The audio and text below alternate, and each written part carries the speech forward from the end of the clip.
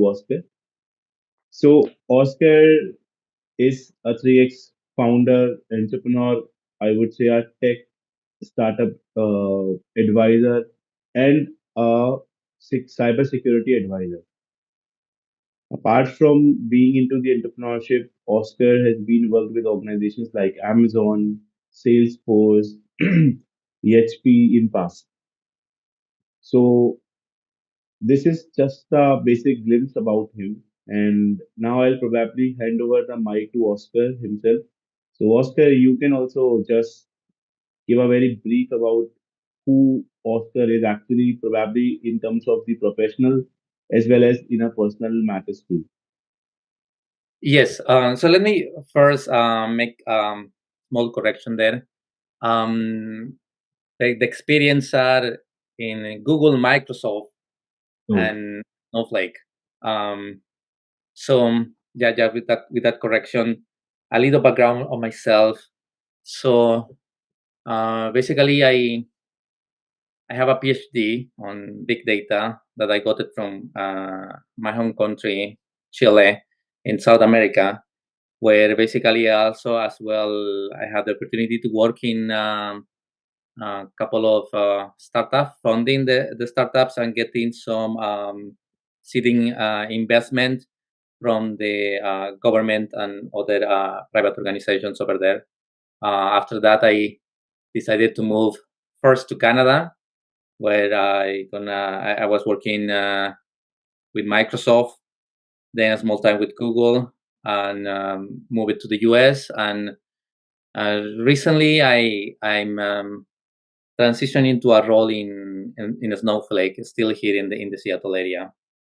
My expertise goes to distributed systems, very focused on big data processing, and that needs to be with you can think about large database, large storage, and applying machine learning to those storage with structured data, like for example, time series for forecasting, or as well unstructured data, like you can get news or articles and applying NLP on those as well, and as well other content types like image or video, and at the same time applying vision models there to gather some information. I have been working extensively on content moderation, misinformation as well, and recently as well, including generative AI,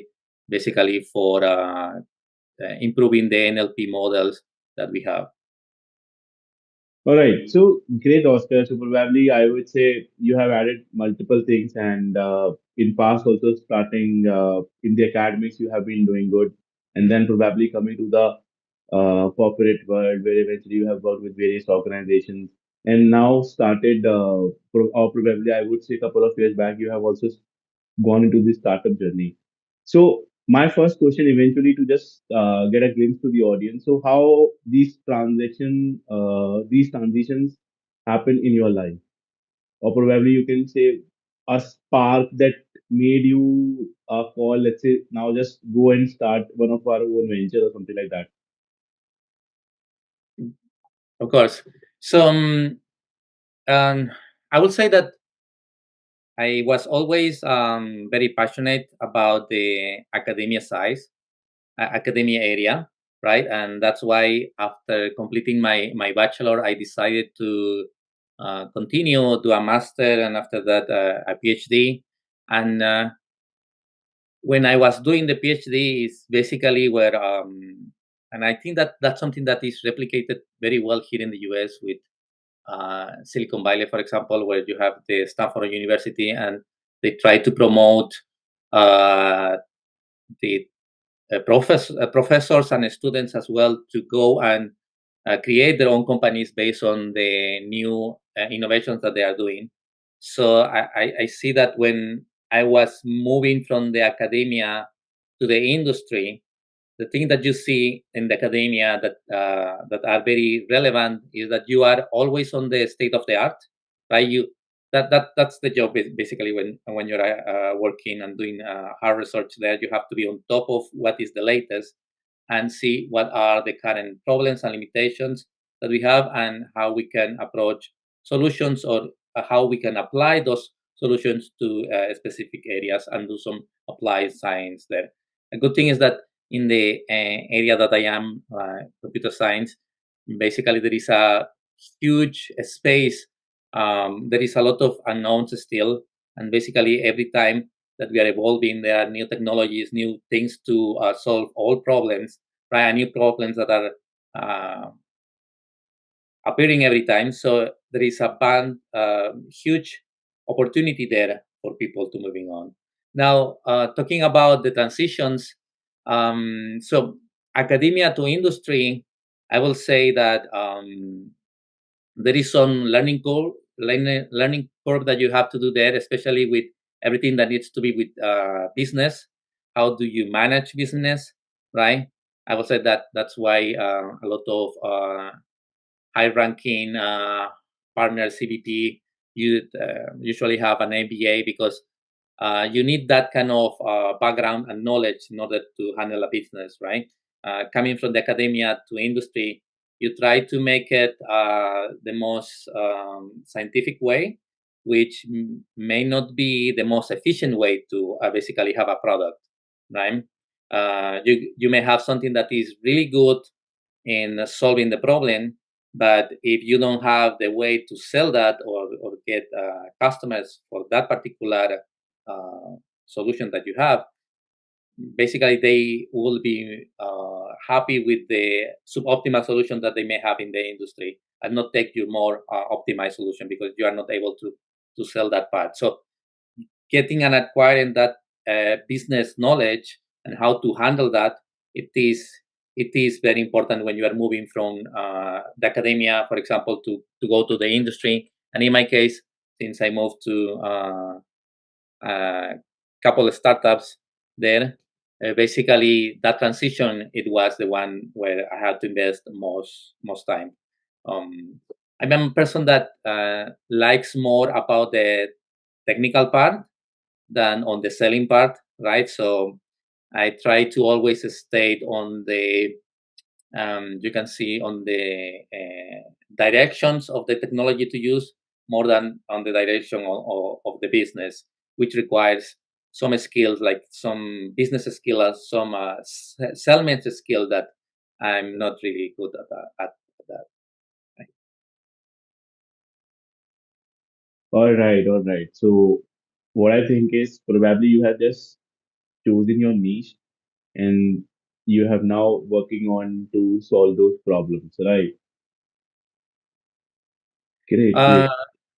yes. So basically, I will say that um, when you have the specific area that you want to work on, and there are multiple areas where you have to work, right? And if you are planning to have a specific business approach, or have your own startup on that specific problem, you have to see first how that solution that you are proposing to a specific problem has the market to support the idea that you have there, right? There are some again, in the academia, doesn't matter how small the problem is, or how many people is affected for that problem. Any solution that you provide to that, it is an advancement on the research community, right? So everything is adding always on that side. uh, but in the case of a startup and a business, basically you have to show results, right? You have to have a business that is sustainable over time. And if you don't have that market where you are pointing out the product that you are focusing on, or the solution that you are focusing on, there won't be really too much room to move around, right? And that's something important when you are defining the area that you like. I initially on the academia, I start on programming language and system, like using a type system for programming verifications and automatic proof, which is very mathematical area. But I switched to big data because of the room that we have there, right? At that time, it was 2011, and basically we started to see a lot of new data coming on. Basically, there was no really good process about how to work with that big amount of data and how to extract the information from that data, which was a really big market. That it is a really big market. There is a lot of companies that have been growing in this area. While in the case of, for example, a programming language or type systems, there are a few companies that you have in that regard. There are interesting projects. For example, one is TypeScript that came from that area, right? But there are few. I mean, you can name all of those surely, but in the case of big data, there is more space. So that's something that you have to consider as well. Great, great. So, to all the attendees over here, so I'll just quickly give you a brief like what we're gonna do in next 40 to 45 minutes. So today we are talking majorly on how balancing scalability and growth in the tech startups. That's the main agenda, I would say. So I have pre-defined 4 to 5 questions that I'll be putting up with Oscar, and Oscar will definitely going to answer that in the best possible way. And then we'll be also taking the questions from the attendees. So what you can do, you can post your questions in the Q&A chat box at any given point of time when you feel we should take it up. Moving ahead, in next 30 minutes, we'll cover 4 to 5 questions that we already have. They are the broad, I would say, they are on the broad spectrum of covering all the major pointers which we should discuss in the today's conversation. But still, if you have anything particular to ask, you can definitely put your question on chat Q&A. So, Oscar, with your permission, I would like to take it up, and shall we start now? Yeah, of course. Great, great, great. So, Oscar, now I have first question typically on the side of scalability and connecting to the startup. So, how do startups actually manage trade-off between short-term scalability and the long-term strategies? Um, so I will say that the first thing and that a startup needs to do basically is have something to prove as a working solution to a specific problem, right? For example, in my case, on the startup that I was doing there in Chile, it was a logistic tracking startup. We basically defined a set of services and mobile applications that basically allowed all the mining industries to track the different materials that they were bringing into the mines, right? So um, there was this really need at that time that is 2010, 2011. Basically, there was this. They were using uh, simple barcodes and very clunky readers and trying to put everything on computers like physical desktop to track all the things, and that make them really slow on the process. So with of course with the growth on the smartphone capabilities at that time, right? And the introduction of QR codes. Basically, we thought that probably we can have an advantage if we can basically standardize the labeling that we have for these packages and provide a very efficient app so that we can track all the packages with a smartphone instead to be using these clunky readers. That was expensive, more expensive than a smartphone, right? And the only thing that we needed is to couple of these with a specific database where we track all the transactions that we are having there, right? And the first thing there is basically have a product that is running more or less efficiently with the solution that you have, because you have to show this to all the investor, right? And I know that there are some places, and if, for example, there are companies that start without anything, just promising that they're going to have something, and depending on the background that person, you may get some funding. But if you are someone that is new on this area and don't have the right contacts to move it on that, and you have to prove yourself that you have a viable product, the first thing on a small startup is basically focusing on having that initial product.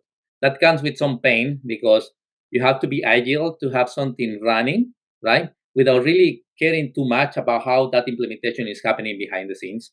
Or you of course has the knowledge about how a scalable system will work, how you can make this more evolution proof, in the sense that you can extend the workflow that you have there. But at the same time, you have to balance that with having something quick that you can show to the investors. So I will say that in that regard, I will always try to go quicker and on a more, I will say, aggressive scale, to have a proof of concept that we can show, and reduce a little bit with the technical depth that we have as we are growing with the company.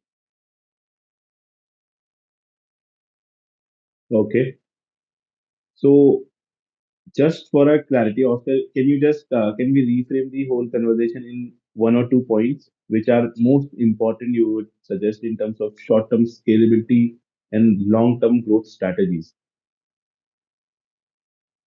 So I will, first point, based on the experience that I have, right, is um, focus on um, short proof of concept for the solution that you have, without thinking uh, very deep on the scalability of that product at the time. Okay, so that's one thing, so that you can have a prototype to show to the investors. Then basically you start tackling those scalability problems that you found at the beginning of this development, so that you can start closing up with those problems that you can have there.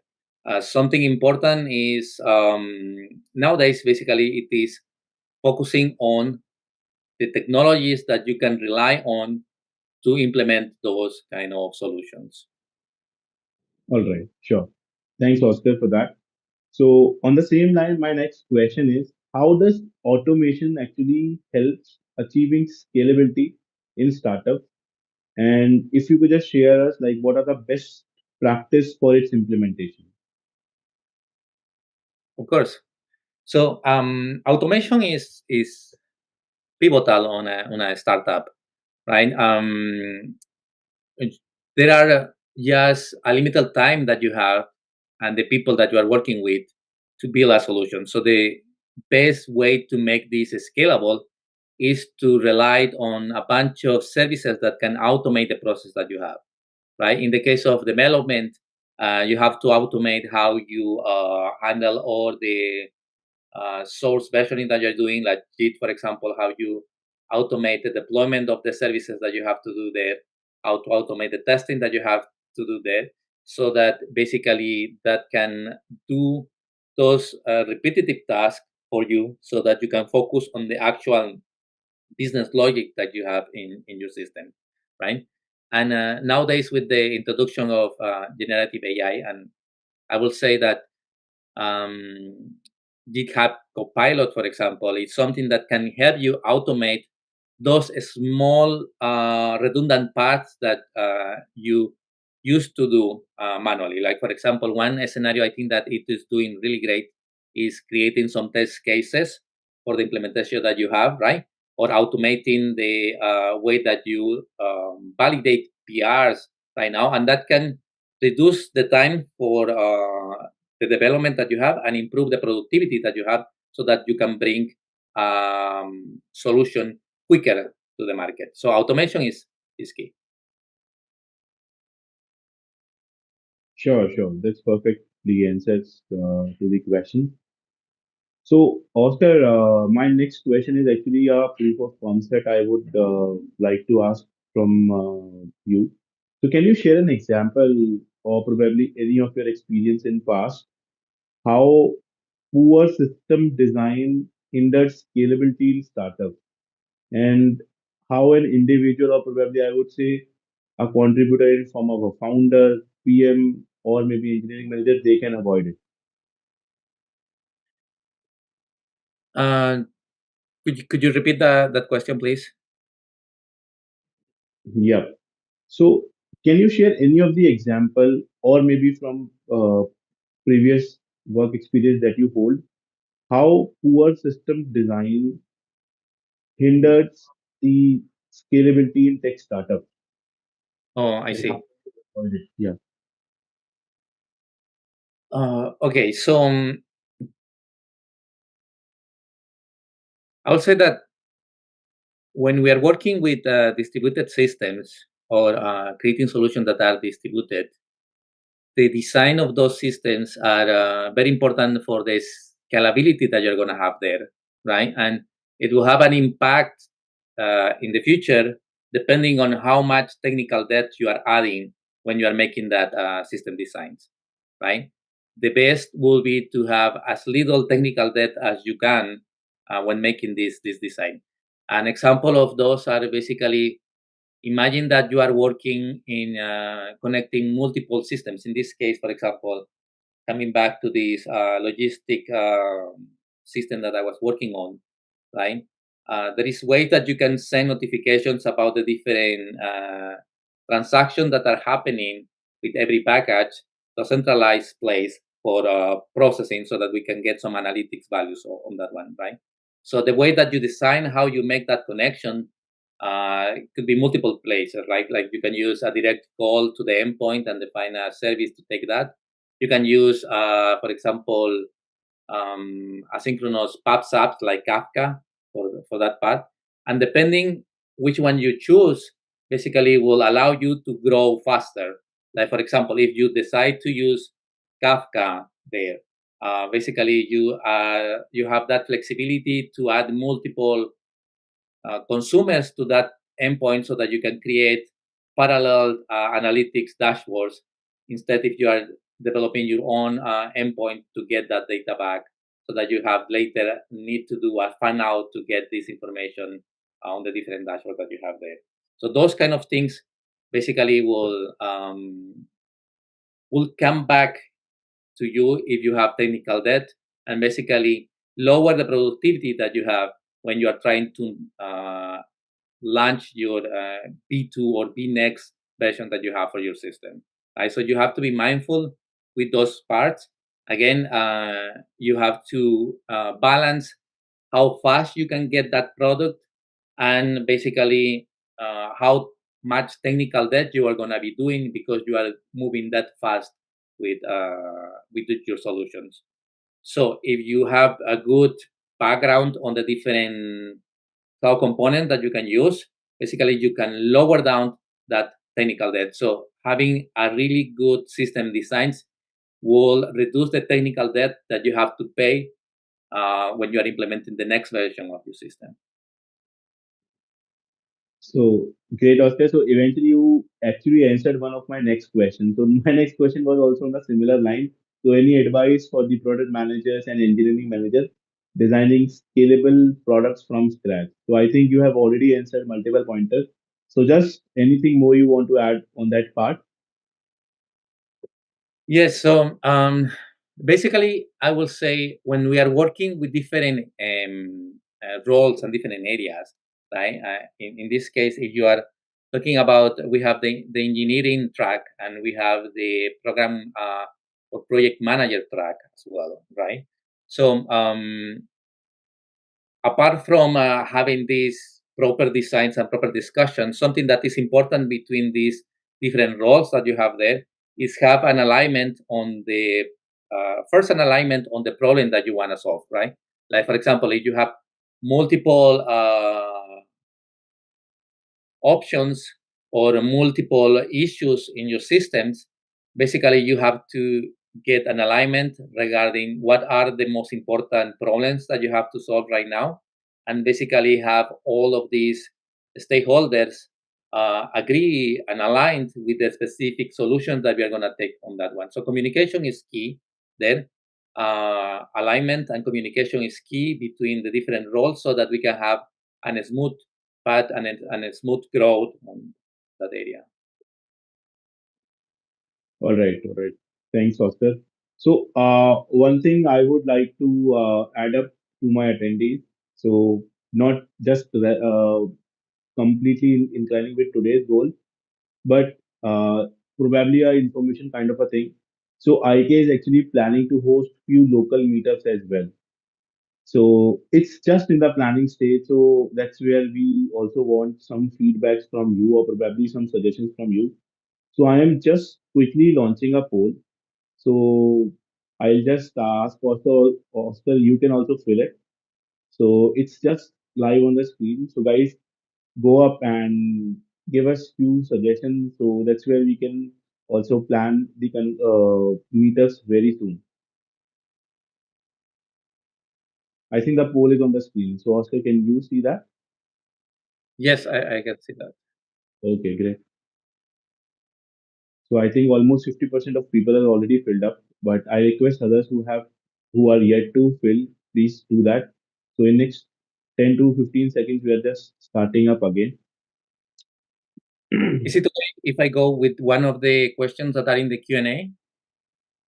Yeah, please. Okay, so someone is asking about what would be the best growth path if it is an individual contributor. So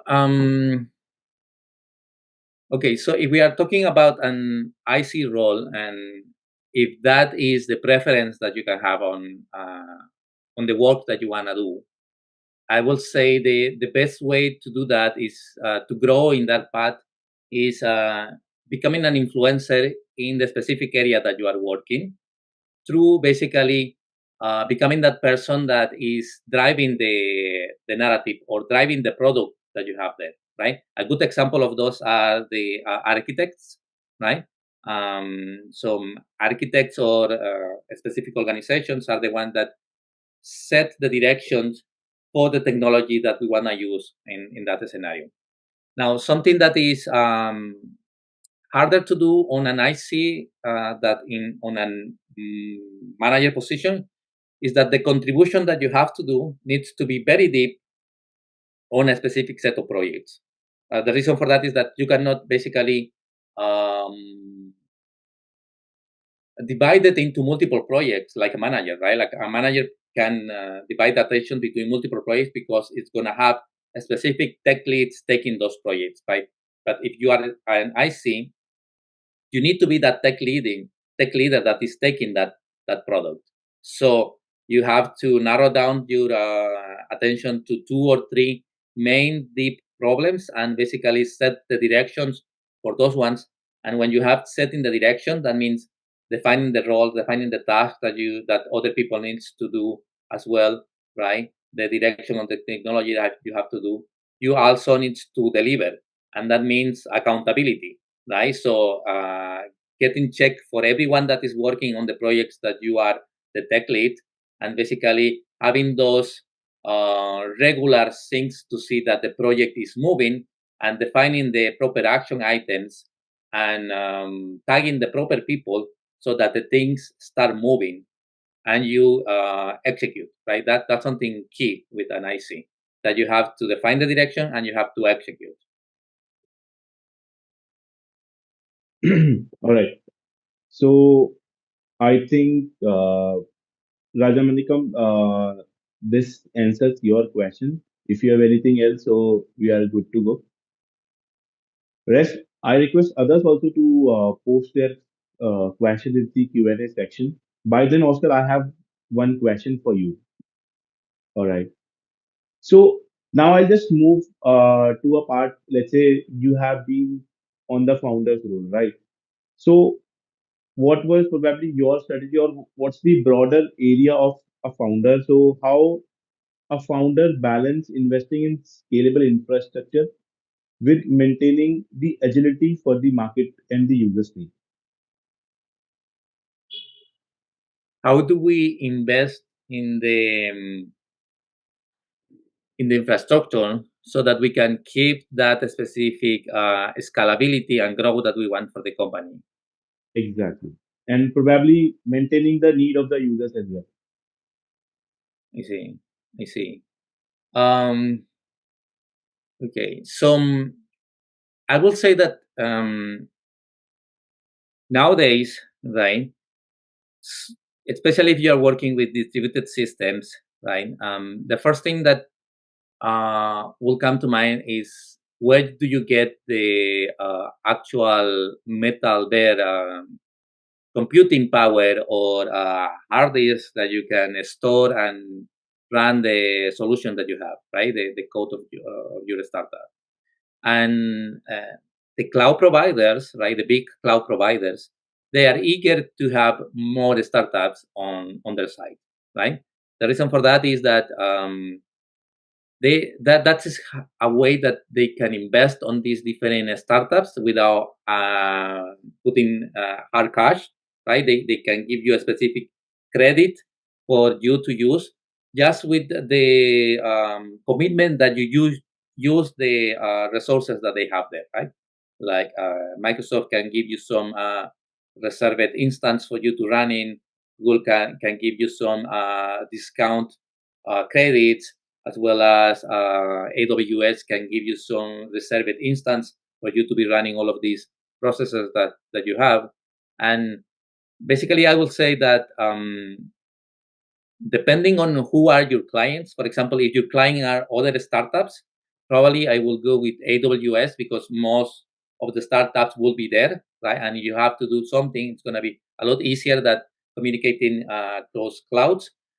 But the key message here is that you leverage those free discounts that you can get from cloud providers because they are very eager to have you as one of the customers in their cloud services. That can give you the freedom to start building quickly without really taking too much thoughts on the cost that you're going to have with the cloud build, right? But there is a trap as well after that, right? These free discounts just are 1 year or 3 years contracts only, and after that you have to start paying.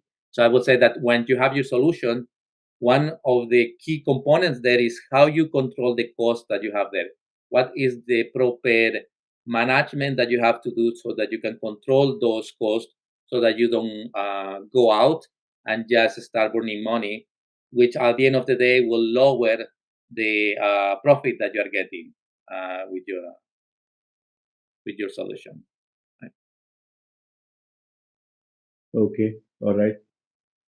So, Oscar, I also have one more question on the same line. So, when you were building team for your product, so what was your initial team building strategies, or probably I would say how you were hiring people in terms of need and everything, I would say compensation or probably yeah. How do you plan those Yes. things? Um, yes. Yes. Yes. So I would say that there are different stages there. The first stage, when we are talking about founders, right? Usually you have set of 3, 4, or 5 people that's going to be founding a startup, which it was our case. We were 4 people there, right?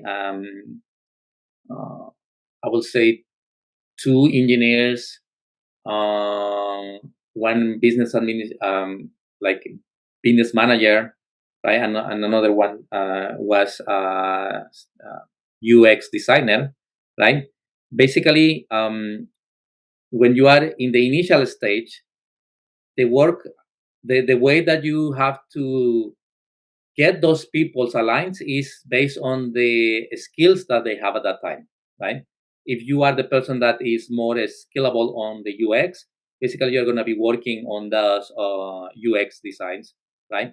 If you are more scalable on the engineering side, that could be as well the rendering services. right? Or it could be the backend services there. So you're going to be investing time on that one. Of course, there are going to be some cross functionality, like if you sometimes will have to work full stack those, right? Working on the backend, working on the different mobile clients or web clients that you may have there, so that you can accommodate the process that you have there, right? When you are start growing and have that urgency to hire more people there, right? I would say that it needs to have two different filters there, right? One is, do you need someone that with a specific expertise that can help you on a specific scenario? Like for example, if we are building, in this case again, coming back to the startup with the logistic system to track these packages on these big mining projects. Something that we really needed was someone that can build mobile applications, right? So in that sense, if you can get someone that is very knowledgeable, like a senior um, engineer, and offer him something like a staff role or a principal role there that's going to be leading on that area, that will help you get started with those important projects and important gaps that you have on your solution. That's one part. The other is basically when you are growing even faster and you require more people to come to your startup, right? And basically you may not end up getting a lot of senior peoples for working on those specific areas, right? Something that you can do, and hopefully something that you can do. I will say that if you can get people that are you can say a little bit junior, but has a lot of potential on the learning path, that will help you to address those problems as well. Of course, that will take some time for them to ramp up with the project and get the knowledge and all the expertise on the area that they have to work on. And you may, at the beginning, investing a lot of time to set the directions for that junior employee to get started with the project. But at the end of the day, if you are able to have someone that is a fast learner, you are going to be able to deliver on that part. Now, regarding how do you attract people with the compensation packages that you have to do there, that's something very delicate. Right? You usually need to set up some portion of the equity that you have for your project reserved for these new people, right? Because something that you have to align with the new hires that you're having is that motivation and that love and passion that they are going to have for that product. And the best way to have that is basically with a good equity program that you can provide to them, right? Of course, at the beginning, when you are a startup, the equity is just something that non-tangible, right? It's not something that is liquid and you can go and just sell so that you can get the hard cash back. But basically, at the same time, being on the position on being one of the first that you are working on that part and having a really good equity portion there is something that motivates a lot of people to invest a lot on this product so that we can get the solution that we want to build.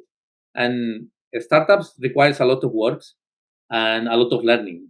So if someone really wants to learn on an area and learn quick, startups are the best place. Correct. Yeah, that's very correct. Eventually, the company always grow when people works for them in the uttermost passion, I would say. And yes, as company grow, the people also grow. Correct. So I can see there are few questions in Q&A, but I would like to open up stage for the people, let's say, who directly want to talk, or probably people who have just mentioned their answers in mentioned their questions in Q&A. So just raise your hands, and probably we can have you can have a direct one-on-one conversation over here. Feel free to raise your hand. I'll let you speak. Okay, so I am just letting you in, Navji. Navji, just unmute yourself and feel free to speak. Hi, can you hear me? Yeah, Yes. you are allowed. Hi, yeah, thank you so much for taking the question, Oscar. Yeah, my question is primarily around. I currently, lead a functional team and mostly doing product engineering. But I've gotten the opportunity to work on various performance aspects of the project, and I just loved working on those. And and I believe that there's more opportunities in that area. And also, I have some background in security, application security. So at this point, I'm like at a bit of a crossroad where I can either grow into like in the functional area and uh, I don't know if maybe I could become an architect at some point, but the other is that I can take the the performance engineering slash DevSecOps path. Um, so I wanted to get some feedback on either of those approaches, and if you have any like recommendations or suggestions. Thank you, Nahid. So let me summarize and see if I am understanding this correctly. So basically, right now you are a team leader, more like a manager, and you are driving a specific team. And basically, you have two options right now. One is continue on that path and acquire more skills and become an architect, or moving to a different area, which is the performance and DevOps area. Is that correct? Yes, that's mostly correct, except that I'm an individual contributor, not a manager, but I am leading projects. Yeah, so like design, the design of the projects and the architecture, and then I work with engineers within the team to execute on those projects. Good, good. I see. Thank you. And so, what kind of projects are these? Like you're working with big data, or you're working with really ultra efficient systems, like for example, news feeds, or you are working more on the ML area, like personalization, recommendation, search. No, so what I'm working on is primarily a transactional um, app, a highly transactional application. So it's a business application that is used. We have about 3,000 customers, enterprise customers. So it's an enterprise product. And we're building basically new features. So primarily focusing on the web design and the some user interface, but mostly back end web design and architecture and APIs and so that sort of thing. So it's primarily geared towards that, and so it involves just making sure that there's some functional domain knowledge that's required in this product, and that I mean I've kind of built over the years and that domain knowledge, and so now it's about um, kind of just continuing to do that, like just to continue to deliver projects and growing in that direction and getting deeper functional knowledge. I don't do any ML or any of that. There are some AI related projects that are coming up where there may be an opportunity, but I feel that space is like really crowded right now. Like there's a lot of people who are interested in the same thing, and there are some projects that are there, but they're not really exposing us to, like, there's a machine learning and data science team, and that's all separate. So they're building everything, and then we're still like I still work in a functional team, right? So it's mostly just the domain knowledge, the module that my team owns, and or multiple modules. Yeah. Yeah, yeah. I see. So there is a lot of specific knowledge on that area that maybe a niche on that specific product that you have for that transactional app that you have here. So I will say that so in the case of performance and DevOps, right? And I will see that performance is something that it is really very left behind usually, right? So if you are someone that can really improve the performance of the systems, either with more efficient system designs or either with specific processes and algorithms that you have for the systems, that will have a higher impact. And basically, that knowledge is transferable to multiple areas or multiple teams or multiple products that you are working on. In the case of DevOps, I would say that there needs to be working a lot with the infrastructure, and that's something that some people likes and something that other people doesn't like, because nowadays you have to work a lot with, let's say, in the distributing area, Kubernetes, containers, how to make everything running, how to guarantee that you have the resources, how to guarantee that you can scale, how to guarantee that everything is efficient, right? And you end up working a lot with these infrastructure services to have these achieved, right? And it depends on the area if you want to be focused on that one. I will say that that will have an space, but won't be that open like a performance area as well. And something important about performance is that that has a cross team impact, right? So you can have a wider impact on that part, right? Something important that I see on the team that you are working on and building on that specific knowledge that you have for this app is basically that you are the skill that you can get there is, I will say that there is a point where you start focusing more on the soft skills than in the technical skills, because all the problems or solutions are quite similar, and you have just to move on having the agreement with other peoples about how to work or how to get that alignment between the different stakeholders to achieve the solution. That's something critical as well if you want to grow to a more senior level, staff level, for example.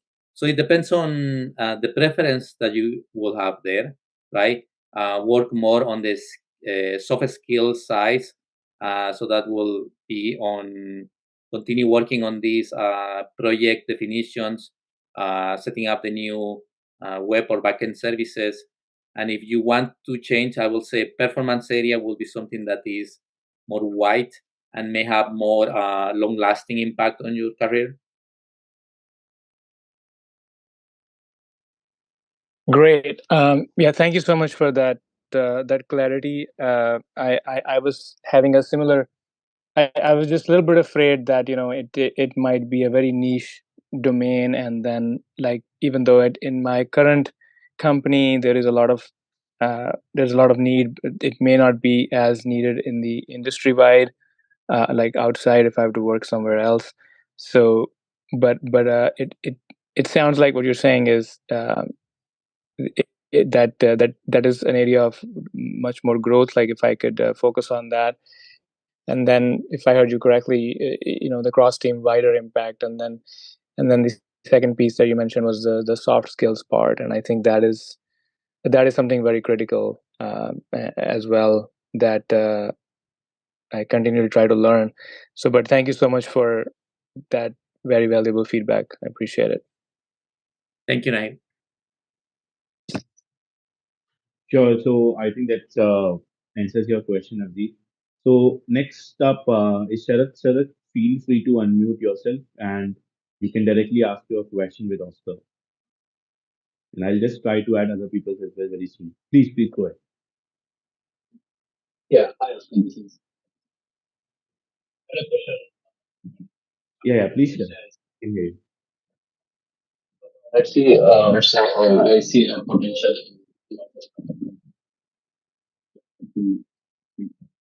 Yeah. So, what are the factors that I can look for so that I'm sorry, Sharath, but you're not clearly audible to us? Yeah, I have problems with the audio as well. Is this regarding the Okay. question that you have on the Q&A? Yes, that's right. Okay.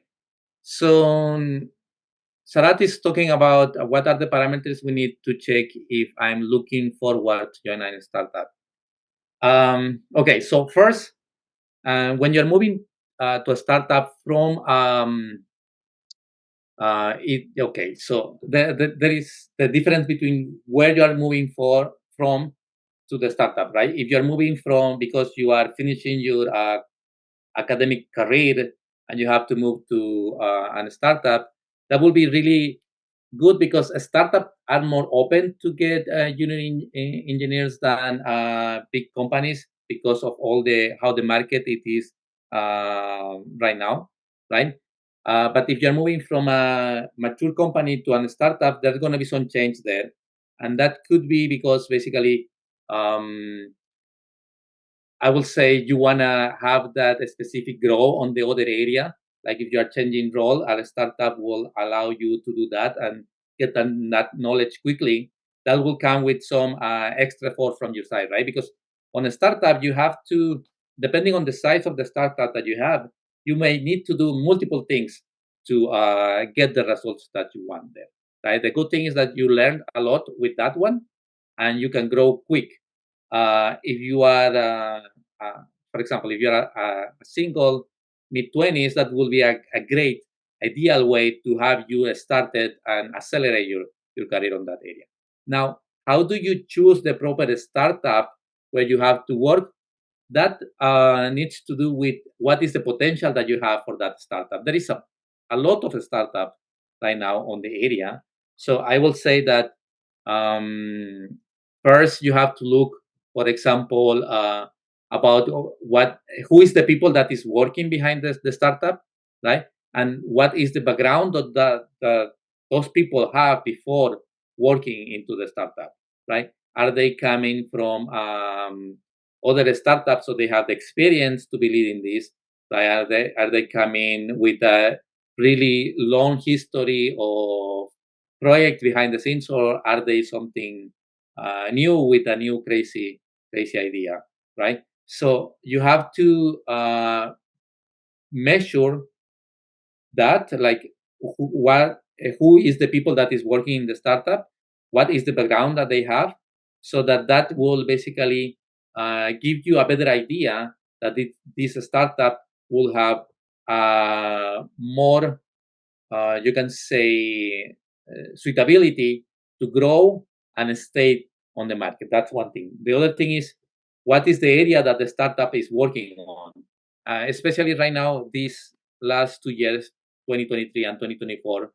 The funding that used to come to a startup has been reduced, right? So that has an impact on basically how much cash a startup will have before running out of money, right? What is they call the runaway that they have, so that they can still work in those without generating any profit, right? So you have to see the area that they are working on, and how much funding they have behind the scenes. Like for example, are they on seed funding, which is going to be kind of the initial funding that they're getting, or an angel investor, or an incubator? Are they on Series A, B, or C, for example, that they already have some experience with the funding that they are getting, and based on that, basically judge how much runaway this startup will have, so that you can have that you can say confidence that you will be able to deliver on that timeline that you have, so that the startup doesn't just go out of the fuel or the money that they have to make the product that they are working on. So to summarize, you have to look behind the background of the people that is working there, how much cash they have, so that they can support it itself, right? And which is the area that they are working on. Some areas, like recently this year and start since mid last year, AI has been something that it is taking a lot of investment, right? They may not reach a final solution, and there may be too many startups doing the same thing, right? But at least they have some funding available, and investors are really, really eager to invest on anything that is AI right now, right? All right. So I think Sharat, that's answer your question. So if you have anything to add up, please feel free. By then, I have also added Wish to this conversation. So feel free, Wish, to unmute yourself and go ahead.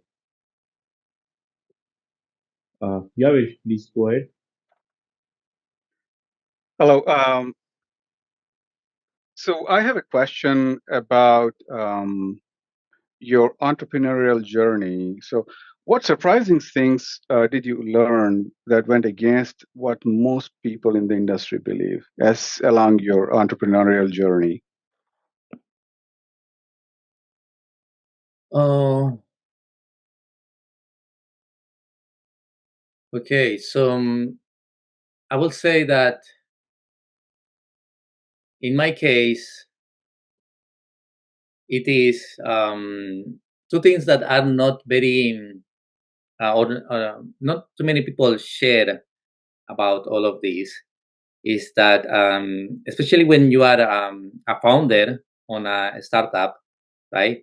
There is a lot of pain that is happening there to have that startup afloat, working, and be able to deliver, right? Um, you have the freedom that you have something that is yours, of course, but at the same time, you have that extra effort that you have to do it on this so that you can have this reaching a final solution so that you can have these achieving the goals that you have for the startups. So something that most people doesn't share or anything is basically how you have to go through all of that pain so that you can get all of that knowledge and be able to deliver on that one. That is the experience that a startup will give to you, right? Like failing is something that it is as important and as succeeding, because basically it gives you the experience for you to be able to learn about that one and be successful on the next activity endeavor that you're going to be doing.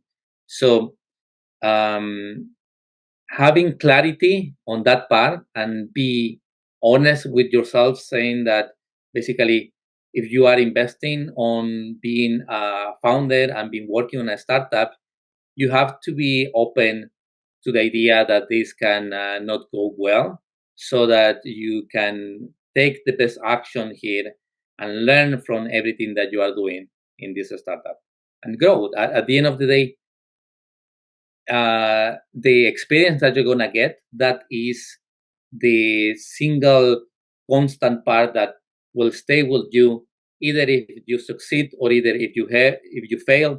You will have that experience that later will allow you to do better things. Thank you, Oscar. A follow-up question to that: if you could point out a couple of key takeaways in your experience as a founder or as an owner of a company, a startup, what were a couple of areas of growth for you personally that you wouldn't have experienced as an employee?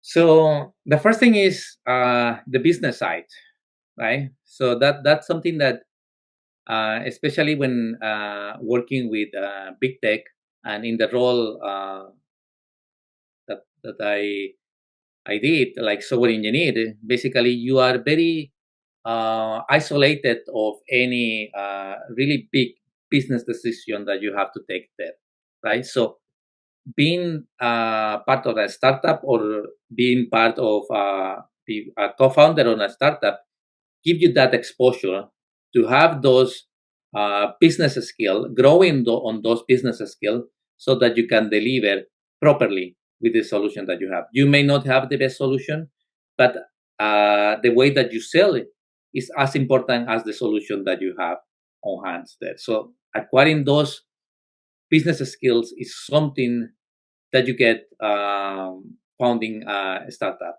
So if that's something that you want to do, basically that's going to be the best place to go and start there, right? That acquiring that skill that you usually won't get if you go and work as a software engineer in any other mature company.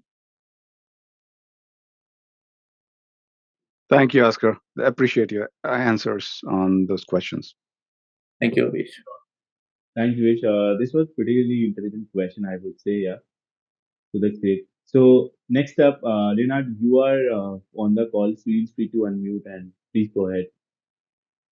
Great. Thank you very much. And thank you, Oscar, for accepting these calls here. So my question is really focused on the scalability aspect when you're doing a startup. I've done startups myself. And one of the challenges is always getting data, right?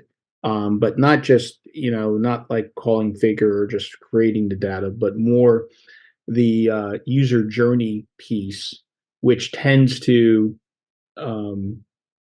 demonstrate weaknesses in the flow, right? So, for instance, if you're on mobile and you have a mobile app, the generating the search capabilities when mobile's unstable, because topography, or someone's logging on from LA, and users in LA seem to be having problems that users in New York don't have, for instance. So how have you been able to sort of navigate that, or have you even come across that where that was a concern in terms of building out your MVP, trying to focus on scalability issues that you really don't know yet, because the fact of you don't know the number of users you're going to have, the frequency, and all those parameters that come with that?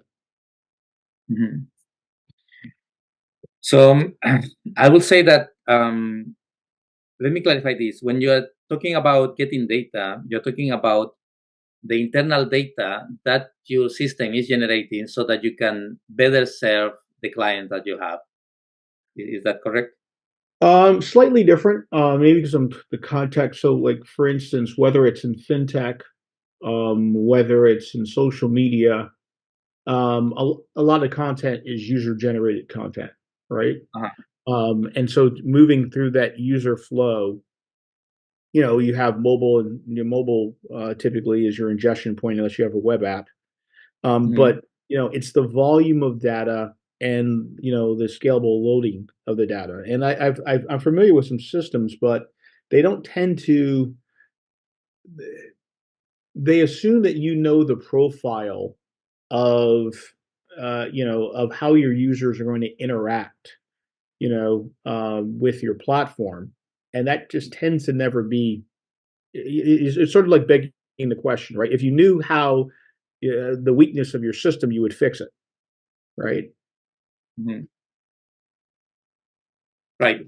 So yeah. So first, I would say that if you have already a specific workflow for allowing these customers that you have to generate the content and provide the capabilities so that they can submit that content to your platform, and later you can use all the analytics like searching over there, right? If you have already one workflow running, the first thing that you have to do after having that is basically adding all the hookups for all the telemetry data that this workflow is generating. With that telemetry data there, basically you can get something, initially something basic, or like a specific dashboard about the different actions that the user are doing with the system, so that you can see which ones are used and which ones are not used, so that you can focus more on the ones that are using, and that you have problems over there, right?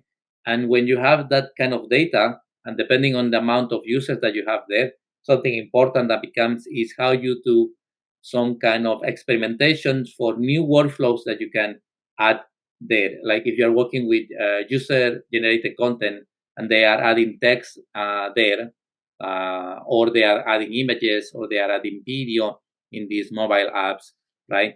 You can define different workflows for adding those different content types, and basically do something like an A/B experimentation to see which ones are performing better. Of course, those ones will require to have a sizable amount of users so that you can have a statistical difference between what is good and what is bad, right? If you don't have that luxury to have all of this big amount of data, I will say one of the things that people try to do on startups to move quickly on this aspect is basically trying to uh, copy something that is working already, right? Like copying how, if you are ingesting videos, copying how, for example, YouTube or TikTok is allowing you to do that, or images, copying how uh, Instagram is doing with that. Or if you're adding text, and this text may be short text, so probably Facebook post or Twitter, or now X, basically how they allow users to uh, create this content in the platform, right? So that you can basically go with something that has been proven by someone else that is working, so that you can use that on your own, and there have the telemetry data to see which parts are working, which parts are not working, and focus on the ones that are most used by your clients. And basically, that way you can tackle the problems that are most annoying to them in the specific priority that you have. Okay. Okay. Sure. Thanks, Nulad. Thanks, Oscar, for answering that. I think there are no more questions from the attendees. So if there are any, please feel free. Rest, I think, Oscar, to be very honest, I actually love this conversation. So where eventually we were talking about on scalability, startup, and majorly around the problems, or probably likely problems for those founders or the founding members. So thanks a lot for coming us and joining over here. For the audience, I'm also just moving ahead and posting a small poll. The poll is regarding the session that we have as of now. Uh, if you feel like the conversation with Oscar or me was good, so please do that. And I advise you to fill this form. Yeah, please go ahead. Thank you. And I want to thank every one of you for attending this session. I really enjoy talking about my experience, and as well the different experience that you had in the past, and the different questions that you have, and the different aspirations that you have for your future as well. I hope that this session help you get more clarity, and help you basically understand a little bit more how scalability works on the startup world, and a few details about how you can leverage the different components, or leverage the different ideas, so that you can have something that is more resilient and future proof. Thank you. All right. Sharat, I just see you just raise your hand again. So if you want to ask something else, please feel free to do that. I think it was my mistake. Okay. All right. Okay, so there is an questions from Amit on the Q&A. So let me respond to that really quick. The question is about what are the best ways to fund and startup for steady growth. Okay, so that's hard, because basically the way to get started with this, I will say right now, is going to an incubator, so that an incubator basically has some specific initial seeding uh, investment that they can use for different kind of startups. And you don't need to have something that is really functional, or really proved to be efficient or better than other ones. It is just needs to be an idea that makes sense, an idea that can be achievable, and an incubator basically will be a good start, where you can get that initial funding to start moving. And the idea is that with initial funding, you can deliver, and the key here is deliver quick, so that you have a prototype that you can show to the incubators and as well to other potential investors on your applications. And with that one, have the next round of funding for your startup. And this continues iteratively, right? So you get new funding, you go and add the new functionality that you have to do there. You start fixing the technical debt that you have, and you get a better product, and you get a more funding there. And the cycles continues on that path. And I will say that will be one of the best preferred ways to get and have a sustained funding for your startup. All right. Thanks, Oscar, for answering the question from me. So, rest, Oscar, I would say anything, last piece of resource or anything that you would like to add up, which can add value to the attendees, maybe any book, any webinar, or not webinar, I would say any blog or anything that you used to follow for your learning. Of course, yeah. So there are, I would say, two news sites that I Yeah. go that are very specific to the area. One is related to the market, and that is Financial Times, ft.com. And if you can get the, I would suggest we start with the trial and see the Lex column, which is basically certain opinions that they are writing about how the market is moving, and they are very keen, and they have a lot of data there, and that guy can guide you, for example, to have an idea where to invest or what are the technologies that are getting more traction that may not be shared by other public news agencies, right? That's going to be one. Another site that is really good for having information regarding startups and regarding companies, it is the information.com, which has good analysis on the different startups that are around and the different news that are happening around, like why, for example, there has been these changes or the sudden layoffs on the gaming industry this year compared to the standard tech that has most of the layoffs 1 year before, right, 2023. Why the gaming company is having the layoffs in 2024 and they don't have it in 2023, right? So they have really good articles about the industry and very tailored to the startup and I would say information systems in general. All right. Sure. So one is Financial Times and another is information.com, correct? Yeah. So anything in terms of scalability or system design? Scalability on system designs.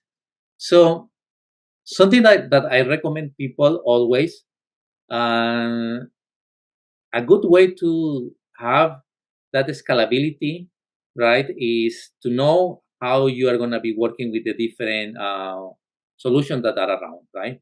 There has been a lot of work before this moment or before you, a lot of people that work on similar problems that you are trying to solve, and they as well needed to fix those issues. And there is a specific patterns, we can call it system design patterns that are applicable for multiple scenarios. Like one example is the use of PubSub, they use for background workers, for example. There are specific set of patterns that are very well known for the industry. And for example, AWS has a blog about these patterns, and they explain and they have use cases that's really good. Azure as well, they have a book about system design patterns, and the good idea is that since these are patterns, they become a pluggable system, right? So given a specific problem, you use these pluggable pieces to solve that problem. So. Correct. Sure. Thanks a lot, Oscar, for answering that too. And probably it will add up some value at least for the attendees and for me as well. So thanks for that. Also, audience, thanks for being here and being patient until now. You have been with us, and thanks a lot, Oscar, for this wonderful conversation. So see you very soon. Others, have a good day. Thank you. Thank you, everyone.